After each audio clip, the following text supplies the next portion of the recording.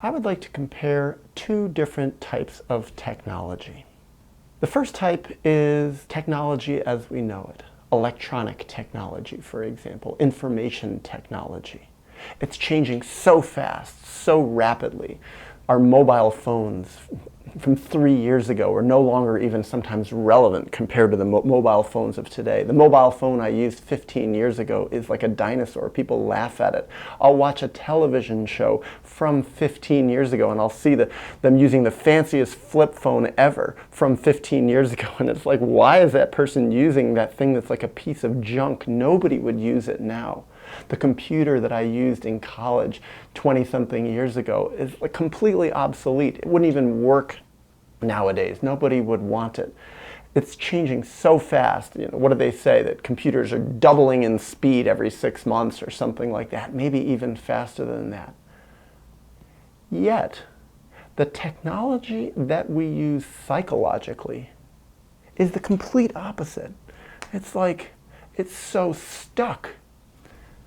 What I think is the patterns of my family system, the patterns of denial, the patterns of how we raise children, the patterns of loving them and lying to them, of abandoning them, of traumatizing them. This hasn't changed in my family, in most families, for generations. Maybe it's gotten a little bit better, but it definitely hasn't gotten twice as good in 3 generations, let alone like what phones do, double or computers do, double in speed every year. It's like we're not learning nearly as fast. So it's like some part of me thinks we're not putting the effort into this as a society, as a world, as a species, even most people as individuals, to really try to change, to really try to grow. But the people who are creating our technology are putting all this effort. They have all this incentive to make computers faster, to have larger memory banks, to have the internet work better, to have lots more ways to connect, to pay with all these different systems. And the funny thing is, I've been to some countries where their technology is so much better than the United States. Countries that are supposedly not so advanced as ours. I remember, what was it, in 2015, 4 years ago, I went to Kenya. In rural Kenya, people were paying with their phones in a way that I'd never seen anyone do. It was so much better, faster, and more efficient than how people paid their bills in the United States. There was no way to do it, or very few people were doing that in the United States, yet Kenya was ahead of us then. And it made me think, oh my God, it's like things are racing ahead. But to get back to that other side of technology, human psychological technology, how humans raise their children, how humans interact with each other, how humans reflect on their own lives, what kind of relationships people have with their own internal selves, what kind of philosophy they have, even the religions that they follow. It's like we're following technology that's so ancient and sometimes so totally wrong, so totally inappropriate, and yet it's mushy. There's not always a way to prove that it's wrong. If a computer works twice as fast, or 5 times as fast, or 10 times as fast, or can hold 1,000 times more memory, everybody knows it. Everybody can see it.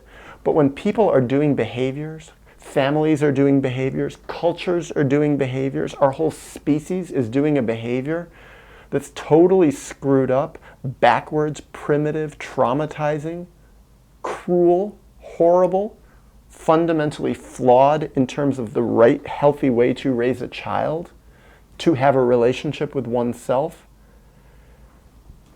People can't assess it a lot of times. People will defend it. People will say it's better.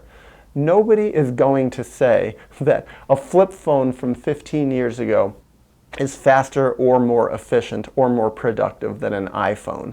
No one is going to say that. But people will say philosophy of how to raise a child from the Bible, from the Old Testament, is better than some of the best, healthiest, most nurturing, loving ideas of today. People will actually argue that this 3,000 or 4,000 year old philosophy is actually better than healthier philosophy of today.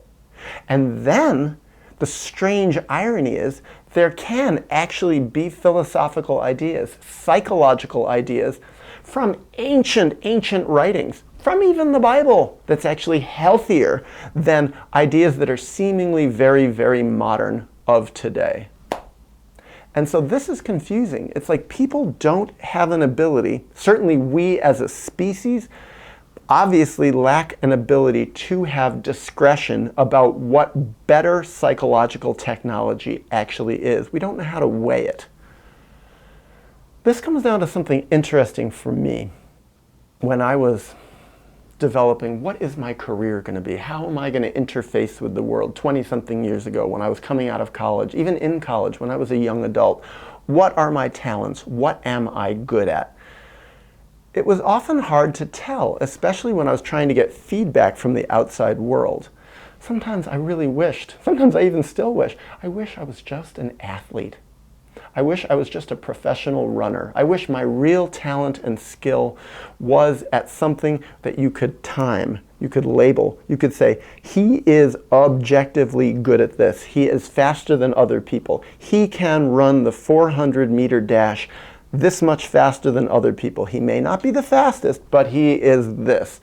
It would have been so nice in a way if I'd been super gifted at that. I often thought that, because then the outside world could assess my quality.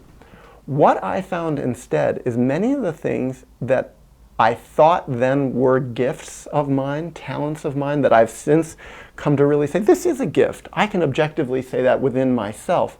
I realized the world didn't agree with me. The world didn't see it. The same thing with being a musician. It's like, objectively, I think people can tell if someone's a great musician. Often, not always, but usually people can really see this person has real musical talent. There are certain objective ways to define their skill level, their quality. I wished I had been one of those people that was just objectively so gifted, so talented. I didn't have that skill in that area. My skill was in an area that was not so easily objectively definable. Yeah, I had skills at mathematics, I had skills at writing and reading, but the areas where I really think I had the special gift, at insight with myself, ability to be honest with myself, ability to make good psychological assessments. Sometimes the people who were in power, who had the most power to define psychologically right versus psychologically wrong, said that I had no talent. I remember that. I took only one psychology class in undergraduate college, and I didn't do very well at it. My professors didn't like what I had to say. I had unusual ideas. They didn't see my ideas as unusual. They saw my ideas as wrong. And I interpreted that as, maybe I am wrong. I don't think I fit in this world. What I didn't realize is that my ideas were actually creative. They were insightful. They weren't perfect, they were undeveloped, they were new, but they had the seeds of something very, very special. And those seeds were coming out of my own self-reflection. And those were not in the greater world, in the psychology department of my college, with my friends, friends who were into psychology within the greater world of writing, publishing, psychology publishing, television. These weren't things that were objectively agreed upon. Maybe even some people thought it was crazy or really immature or stupid. So what it comes down to for me is, how is our species really going to grow? How are we as a species going to change if so many things that I believe are fundamentally true are not accepted as even moderately correct, or just are accepted as fundamentally wrong by people in power? I think the only way to change it is to do this internal self-healing process, to look at our history, to look at what's gone wrong in our history, and to begin to change it, to break away from people who harmed us, to change our culture, our primary culture being our family system, and to start a new one based on truth, based on that internal self-reflective capacity that each of us has. And through that, we can evolve as fast as cell phone technology, as fast as computer technology is changing.